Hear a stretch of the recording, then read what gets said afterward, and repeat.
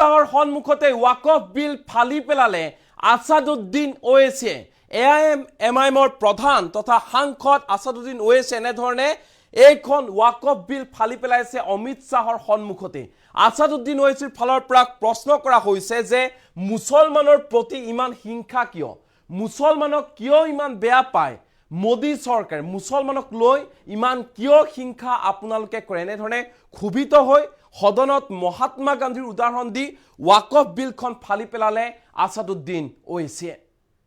এই মুহূৰ্তত লৈছে ডাঙৰ খবৰ, অমিত শাহৰ সন্মুখতে ওয়াকফ বিল ফালি পেলালে আসাদুদ্দিন ওৱেইছিয়ে। ওয়াকফ বিলখন ফালি পেলালে আসাদুদ্দিন ওৱেইছিয়ে। জাতিৰ পিতা মহাত্মা গান্ধীৰ উদাহৰণ দি আসাদুদ্দিন ওৱেইছিয়ে ফালি পেলালে ওয়াকফ বিল। লোকসভাত বিজেপি চৰকাৰৰ বিৰুদ্ধে গৰজি উঠিল আসাদুদ্দিন ওৱেইছি। ওয়াকফৰ জৰিয়তে দেশৰ মুছলমানৰ ওপৰত ভয়ংকৰ আক্ৰমণ কৰা হৈছে। ওয়াকফ বিল আনি দেশৰ মুছলমানৰ ওপৰত ভয়ংকৰ আক্ৰমণ কৰিছে মোদী চৰকাৰে। মুছলমানৰ পৰা সকলো অধিকাৰ কাঢ়ি ল'ব বিচাৰিছে মোদী চৰকাৰে। মুছলমানৰ প্ৰতি ইমান কিয় হিংসা মোদী চৰকাৰৰ সেয়া আমি বুজি পোৱা নাই। ওয়াকফ এক ধৰ্মীয় সংস্থা হয়। ওয়াকফ সম্পত্তিত কেৱল মাত্ৰ মুছলমানৰ অধিকাৰ আছে। ওয়াকফক লৈ বিজেপিয়ে এতিয়া মিছা কথা বিয়পাই ফুৰিছে, মিছা কথা কৈ আছে। ওয়াকফৰ জৰিয়তে মুছলমানক শেষ কৰিব বিচৰা হৈছে, মুছলমানৰ লগত অন্যায় কৰা হৈছে ওয়াকফ বিলৰ জৰিয়তে। অমিত শাহৰ সন্মুখতে ওয়াকফ বিল ফালি পেলালে আসাদুদ্দিন ওৱেইছিয়ে। এতিয়া সৰ্বত্ৰে সমগ্ৰ দেশজুৰি চৰ্চাৰ কেন্দ্ৰবিন্দু হৈ পৰিছে আসাদুদ্দিন ওৱেইছিয়ে। আসাদুদ্দিন ওৱেইছিয়ে ফালি পেলাইছে অমিত শাহৰ সন্মুখতে ওয়াকফ বিল। যেহেতু ওয়াকফ বিল ইতিমধ্যে গৃহীত হৈছে লোকসভাত, কিন্তু তাৰ পূৰ্বে যেতিয়া বাক বিতণ্ডা হৈছিল সদনত, যেতিয়া তীব্ৰ বাকযুদ্ধ হৈছিল, তেতিয়াই ভাষণ দিবলৈ উঠি আসাদুদ্দিন ওৱেইছিয়ে অমিত শাহৰ চকুৰ সন্মুখতে ফালি পেলালে এইখন ওয়াকফ বিল। আনহাতে আসাদুদ্দিন ওৱেইছিৰ ফালৰ পৰা স্পষ্ট ৰূপত অভিযোগ কৰা হৈছে যে মুছলমানৰ সকলো অধিকাৰ শেষ কৰিব বিচাৰিছে, মুছলমানৰ অধিকাৰ খৰ্ব কৰিব বিচাৰিছে। সাংবিধানিক যিসমূহ অধিকাৰ দিয়া হৈছে মুছলমানক, সেই সকলো অধিকাৰ খৰ্ব কৰিব বিচৰা হৈছে। মুছলমানৰ যি প্ৰাপ্য অধিকাৰ সকলো নাইকিয়া কৰিব বিচাৰিছে, শেষ কৰিব বিচাৰিছে মোদী চৰকাৰে। আমি কিন্তু মনে মনে বহি নাথাকো। আনহাতে ওয়াকফ বিলক লৈ আসাদুদ্দিন ওৱেইছিৰ এই যি ধৰণৰ প্ৰতিক্ৰিয়া, তাক লৈ সৰ্বত্ৰে ব্যাপক প্ৰতিক্ৰিয়াৰ সৃষ্টি হৈছে, কিয়নো অমিত শাহৰ সন্মুখতে ওয়াকফ বিলৰ কথা কৈ ওয়াকফ বিলখন ফালি পেলালে আসাদুদ্দিন ওৱেইছি। এই মুহূৰ্তত পোনে লৈ যাব বিচাৰিছো আসাদুদ্দিন ওৱেইছিৰ ভাষণৰ মাজলৈ। पढ़ेंगे हिस्ट्री को पढ़ेंगे तो महात्मा गांधी उस वक्त के व्हाइट अफ्रीका में सफेद फार्म अफ्रीका के कानून को महात्मा गांधी ने कहा था कि ये मेरा कॉन्शियंस इसको मानता नहीं है, मैं इस कानून को कबूल नहीं करता हूं। तो महात्मा गांधी ने क्या किया, उन्होंने उस कानून को फाड़ दिया। तो मैं गांधी की तरह इस कानून को फाड़ता हूं। ये अनकॉन्स्टिट्यूशनल है सर।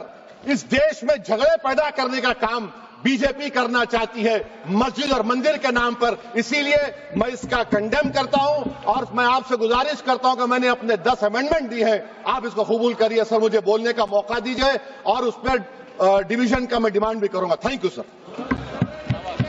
शेड्यूल ट्राइब में मुसलमान नहीं होते, शेड्यूल कास्ट में नहीं होता मुसलमान, शेड्यूल ट्राइब में मुसलमान होता। तो क्या आर्टिकल 25 मेरा चला गया, आर्टिकल 26 चला गया, आर्टिकल 14 चला गया, 15 चला गया, 29 चला गया? लक्षद्वीप का एक मुसलमान एमपी है, क्या उसको राइट नहीं है क्योंकि ट्राइबल है? क्या कह रहे हैं आप? इस ऐवान को क्यों गुमराह कर रहे हैं आप शेड्यूल ट्राइब के नाम पर? सर और एक चीज जो आपको बता रहा हूं सर, अब आप जब आर्टिकल 26 से मेरा सोर्स है, तो आप सेंट्रल वक्फ काउंसिल में 22 में से 11 आप नॉन मुस्लिम को बना सकते हैं। रिलीजन न्यूट्रल आपने कह दिया, और आप बनाएंगे, क्यों बनाएंगे आप? स्टेट वक्फ बोर्ड में 7 नॉन मुस्लिम होंगे और 4 मुसलमान क्यों होंगे? क्योंकि आप लॉ में 95 में डायरेक्ट मैनेजमेंट में ले सकते हैं 5 साल के लिए। आप वक्फ यूजर को आप कलेक्ट डिस्ट्रिक्ट ऑफिसर बोलेगा ये वक्फ की प्रॉपर्टी नहीं है, तो वो वक्फ बोर्ड खामोश बैठ जाएगा, कुछ एक्शन ही नहीं लेगा क्योंकि वो आपके प्यादे हैं।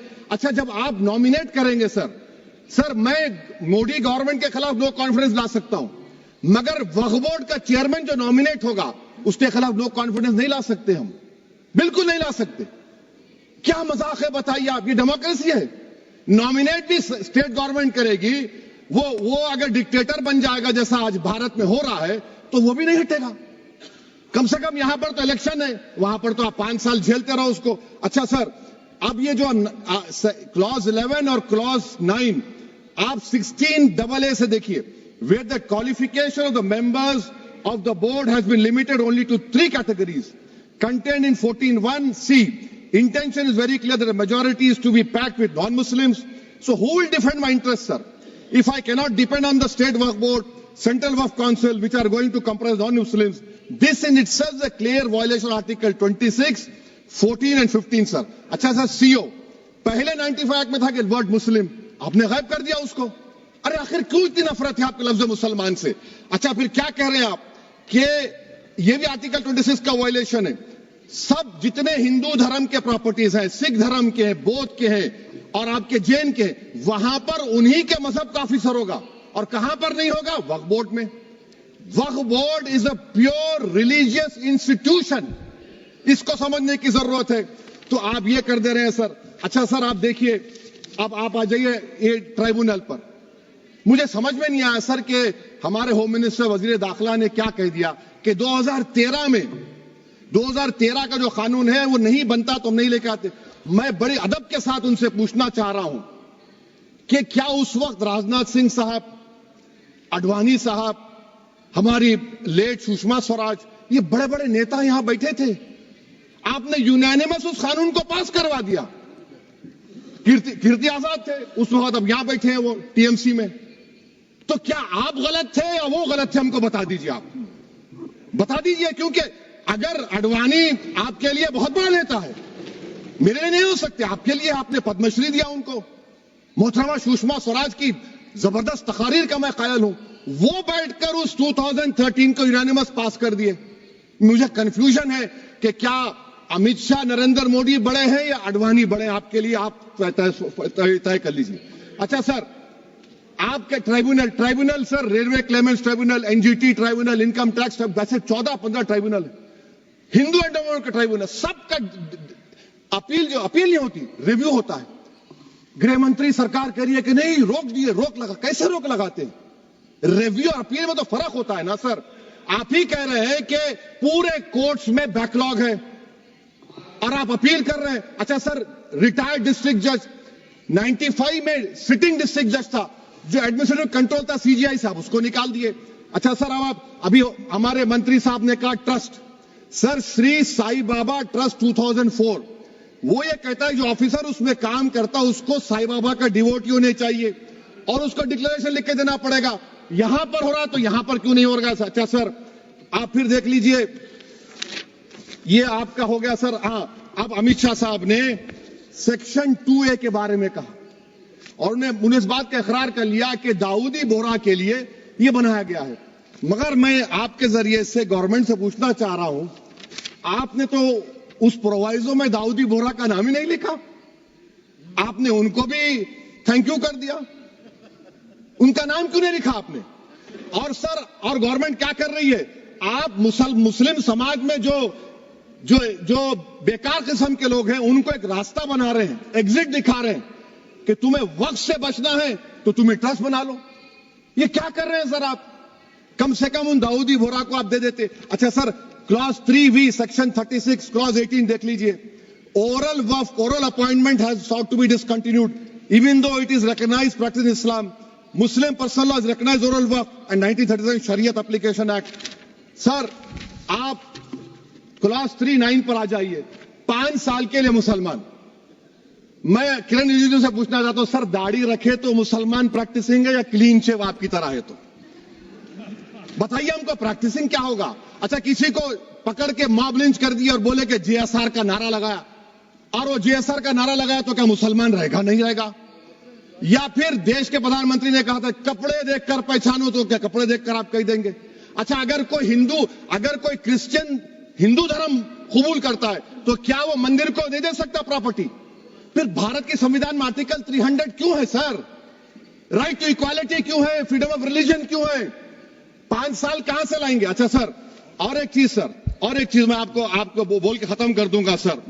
इस बिल में वफ़्क़ औलाद का सर, इसमें आप देखिए क्लॉज 432, द क्रिएशन ऑफ वफ़्क़ aulad shall not result in denial of inherent right to heirs including women heirs और द वाकिफ और the right of person. Sir, ये आर्टिकल 25 का वायलेशन है, शरीयत एप्लीकेशन एक्ट 37 का वायलेशन, आर्टिकल 300A का वायलेशन है। अच्छा, हिंदू धर्म में सेल्फ एक्वायर्ड प्रॉपर्टी को एक हिंदू, अब उसके फर्ज के 2 बच्चे हैं, वो एक को अपनी पूरी दौलत दे सकता है, कोई रोक टोक नहीं है। वो कहेगा नहीं मैं घर के बच्चों को नहीं दूंगा, मोहल्ले के गरीब को दे दूंगा, वो भी कोई रोक टोक नहीं है। वहां पर आपको बच्चों की फिक्र नहीं है। जब मैं अपनी प्रॉपर्टी को अल्लाह को मालिक बनाकर दे रहा हूं, आप कह रहे बच्चों की फिक्र नहीं है। इतनी मोहब्बत आप बिल्किस बानो से दिखा देते तो आपके लिए दुआएं देती आपके लिए। तो सर, आप दूसरी बात आप देख लीजिए सर, आखिरी बात कहकर मैं अपनी बात को मुकम्मल कर रहा हूं सर।